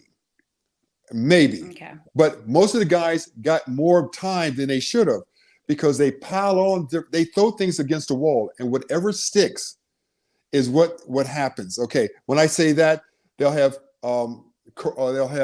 corruption. They'll have all these other charges put on with something where just buying drugs. Right. To add to your sentence, guys. The RICO Act. I mean, they'll be putting people, but they destroy families. Yeah. When that happens. They destroy so many families. And so I'm not going to say that all these guys in prison are innocent, but I would say they're in there longer than they should be because they just pile up all these charges on these guys. And Kermit, and just did I tell? Okay, following up on that, like, has that ever made you want to do maybe like criminal justice reform or like kind of any work in that sector to try to hopefully like, start to hopefully change some of the things that you witnessed? Do you know what's funny? I had a law degree. I had a law scholarship when I got out of, you know what? That's not me though. That's not, I feel bad for the people that go there because here's the thing. Most of the people getting in trouble or they're in such great need, they're going to take the chance. Right. And most of the women that go to prison, they go to prison because a knucklehead guy got them in trouble. Yeah. It's not that they do something wrong. The majority of them, it's a guy that got them in trouble. Right. It's just, it's so many things I learned about prison. But you know what I did in prison though? I would work out about 2 hours every day with some friends every morning. I never missed days. But then I would read about 10 hours a day. Yeah. Read. I read 250 books or more. Wow. And I became a really good reader. Some great books. I mean, great books. And here's the thing, you've got to escape prison in your mind. Right. You can't, all those guys are playing poker or they're doing something they shouldn't be doing. But I would read. I would read all day. Let's say from 9 o'clock in the morning to maybe 10 o'clock at night. Because I would exercise from 7 to 9. Then I would read the rest of the day. Yeah. But the guys left me alone. Kermit, can you do this? Can you do this? Well, and they were excited about getting to know me. And I would tell them stories about ball and stuff like that. But you had some people that didn't like me because other people like me. Right. So and you had some notoriety too, in a sense, right? Probably more notoriety than others. Yeah, notoriety. And they would see me exercise every day. Every day. I would never miss a day. Now, was I the strongest there? No, I was the most consistent. Right. I was the most consistent. And the guards, funny said, the guards, every place I went, you're the best prisoner we've ever had. I said, that's an honor I don't want. It's a good thing, but it's also not a good thing. Get me out of here. And one guard one time came in and he says, you guys need to be like Kermit. I said, oh, don't say that. You're like, don't make it worse for me, please. Oh, I said, you're making it bad for me. Because I would mind my own business. Right. And my bed was always made. I'd always be reading. Yeah. And all the stuff that goes on in prison, everything. I mean, the drugs, the smoking, the gambling, everything. I never was part of it. I was never part of it. And the guys knew it because I guess I was, my personality wasn't one where I wanted people to love me or whatever. Yeah. If they didn't like me, I could care less. I'm not there to please them. I'm there. And I learned a lot, though. I mean, educationally wise, I think I learned more in prison than I did in the 4 years of college. I really would read and learn so much about life. Yeah, the real life. The history of things. Really, it was incredible. Now, since I've been out, I haven't read a single book. Wow. But you read enough. You probably read enough you said how many books. I read about everything. I just read. I loved a lot of the stories. I didn't realize reading could be so much fun because in college, history books, psych books or computer stuff. Your course books and things yes. that. But I more what you wanted. It helped me. And it slows you up too. Prison slows you up. Things that I thought that were important aren't important to me anymore. Yeah, it changes your perspective on things. Kermit, let me ask, when did you get out? I got out. Well, first they send you to a halfway house, which was May the 11th. Okay, and what year? What year are we talking? Just last year. Okay. But here's the thing. But then I was at halfway house till October of this year. Okay. Halfway house, but they let you out halfway house. They let you out to run around, do whatever you need to do. Right. I didn't need to get a job. I told them, I said, when I get out, I have a job. I do the podcast and stuff like that. Yeah. But I didn't want to do any menial jobs or anything like that. So. Right. And let me ask, so you talked about your daughter, right? And her motivating you to kind of get involved in the work in Africa and all the great work that you did. But let me ask, how did you have to explain to your daughter then getting locked up for the good work that you were doing? That, as you mentioned, the government obviously. Yeah. I mean, what was that conversation? But see, because she went with me to Africa. And so she saw it firsthand. And my son went with me to Africa, and my wife went with me to Africa. They saw how I organized everything and paid for everything. Right. So we're talking about hundreds and hundreds of thousands of dollars, and selling my memorabilia, which like my Kobe jerseys and my Michael Jordan jerseys and stuff like that. You have those jerseys now. That jersey's worth about $150,000. A lot. I know, but you know what though? We helped and saved so many people's lives, and helped educate so many people. You know, that's why I tell people I feel good about my life. I really do. We get to prison, so what? So what? That's it. My life from the age of 18 to let's say 66 was good. Right. I had a couple of bad years there in prison, but I'm out. But I have such great memories. So when I'm in prison, I have so many great memories that, you know, I'm never depressed. You can't let that place get you down. Yeah. And even the tell guard. How you're talking, Kermit. You talk with the glow. Like you don't seem mad at anything. No, the guards said, Kermit, you don't belong here. Well, because you know what they would do? They would go on the internet and look at my polygraph test. And if you go to see Kermit Washington in Africa on YouTube, it got hours worth of stuff of me going over, taking doctors. Yes, hours of it. You know, I haven't even seen it all. But look at the polygraph test, and they show you hooking me up, and I knew I was going to pass it. Yeah. I mean, it's just like they say, Kermit, have you been to the moon? No, I knew it's just the same thing. I didn't know anything about a counterfeit software. You're your truth. You know, Kermit, following up on all of this, what's next in the Kermit Washington story? What can we look for? You know what? That's why for me, I want my podcast to do well, because this way I can ask people to help me, just like with your job, without having to put money in. Just go to my podcast and watch it, because if I get enough viewers, you make money. Right. And this is a way of giving. And we have good people that come on. Like we had James Brown, we've had Terry Cummings, with Adrian Dantley. We've had so many good players. You know, Marcus Johnson. Now tomorrow we have, guys, well, let me hear. So it shows you I'm in brain lock real quick. We have so many. We have 3 really good players tomorrow. And I shows you I'm getting brain lock really quick. That's what happens when you get old. But we have them tomorrow, and it'll be good. And we put it out there. We put the shorts out. And it's 20 and 20 podcasts with Kermit Washington on YouTube. And I think we have about 20 people now that we've had. We'll have 3 tomorrow. And I like going on other people's podcasts because it gives me even more broader a range of people maybe saying, maybe I'll go look at it. Right. But I like to be a motivational speaker, because I used to do that a lot. But the problem is it comes to the point where I tell these kids or people, you know, I came from nothing. It's hard work.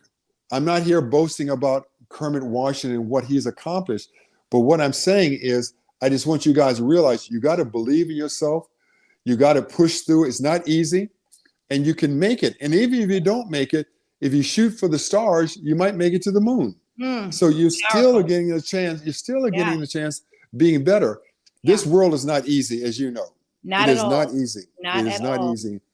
And you got to outwork people. That's what I tell people. You got to outwork people. That's what I always say too, Kermit. You won't outwork me. My work ethic is unparalleled. And that's what it takes. Right? Yeah. What it takes. So because the world's not going to give you anything. You got to go out there and take it. So work hard. You have to. You got to do that. Well, I know I've kept you. This has been such a great conversation. I do want to get to another question we had from a listener. While we were talking about Africa, let's go back to Africa. His question is, whatever happened to John Brisker? John Brisker, I used to play against him on the playground in Rose Park in D.C. Yeah. He was killed in either Uganda or Somali. He was killed over in Africa. I remember that. And he was a very good player, played for the Seattle Supersonics. And he played in the ABA. He was very good, very tough player. I used to play against him in DC and Rose Park. A tough man. But he was a very good player. Whoever asked that question, great player. Thank you for that, Kermit. Well, before I again, this has been so insightful and delightful. I've so appreciated your time. And, you know, since this is a DC city, since you're from DC, Kermit, just what's your favorite memory of DC? The playground, going down to the playgrounds. Yeah. Playground. I used to love Rudolph Playground, traveling around. I was like a gunslinger when I became better in basketball, going around trying to find competition. But, I was always happy. No, I wasn't happy growing up, though. It was rough. DC was rough back then. DC is so much nicer now. Oh, yeah. Well, Kermit, when's the last time you've been back to DC? Before I was incarcerated. But listen to this. When I left years ago, nobody would go down to 14th and U. Oh, it's much different now. That's high risk. I know. Wait. I came back, and all of a sudden you had people playing the guitar, baby people with the strollers, got white people down there. There were no white people in DC when I grew up. They would come in. They would come in, or they were over there by American University or in that area like that. But listen, DC was all black. I never went to school with anybody white until college. Wow. It was also, and then back then, it was water fountains for blacks and whites, bathrooms for blacks and whites. Blacks sat on the back of the bus. Oh, that's a different world. It was a different world. And just going off of that quickly, Kermit, now you look at DC, and now for DC to have housed our first Black president, right, in Barack Obama, and now to have housed our first Black female vice president, in Kamala Harris, and we had talked so much about race. Do you feel like this country is moving in the right direction as it relates to just race relations in general, especially as it pertains to Black people in this country? No, I don't. I really don't. I think it's a facade that is covering the true feelings of people. It's a different world. I mean, the people that like black people, they already like us. But the Black Lives Matter, I was in prison, so I'm going to tell you how they felt. They could care less about Black Lives Matter. The Hispanics said, how about Hispanic Lives Matter? And the whites would say, how about White Lives Matter? We don't care about you guys because you guys don't care about us.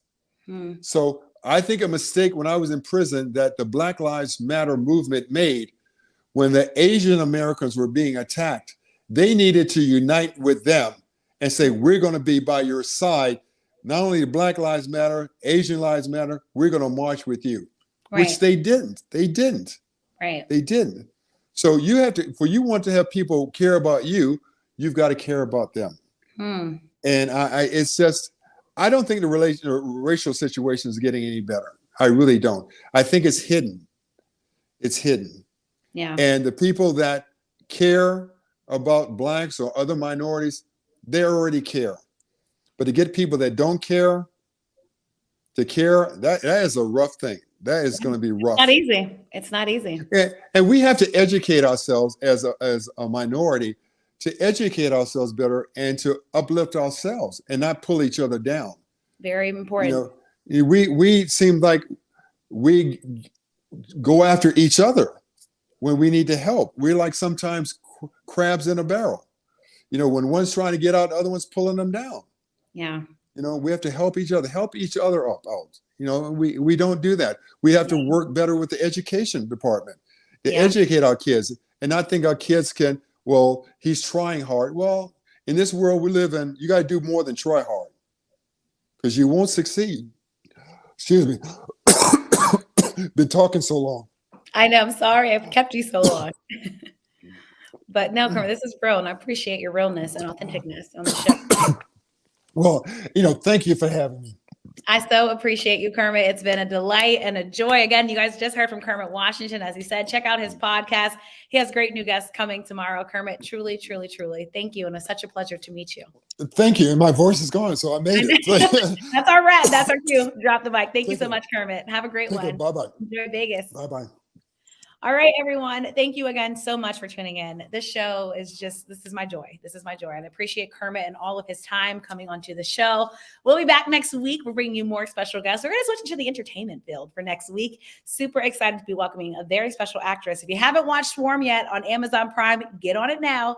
Very great series. We're going to have an actress joining us from that show. We've got Chris Baker coming up. We've got a lot of great people. John Rogers. I mean, the list goes on and on and on and on. We'll be back next week, Tuesday and Thursday at 6 p.m. Eastern Time. Also, check out the audio show. Once again, Rick Chill joined me on the audio version of the podcast. Check it out everywhere you listen to your favorite podcast. Just put in Listen In With KNN and make sure you subscribe. A special thanks, as always, to my team, especially my producer, Michael, that wrote with me this entire time. Graphics team, my writers, you guys, I'm so thankful for you. And of course, a special thank you to you all for joining me on this very special edition of the show. Truly, truly appreciated. And I'll see you guys next week. Have a great weekend until then, and try to stay warm. Bye, guys. Make it a great one.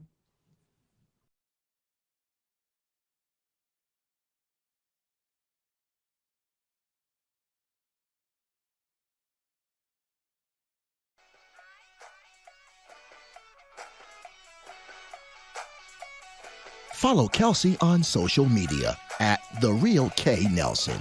Catch episodes of Listen In with KNN on YouTube, on air at AM 1340 and 96.9 FM Fox Sports Radio, on Facebook and Twitter, and online at KelseyNicoleNelson.com. Thank you for watching this live stream broadcast of Listen In with KNN.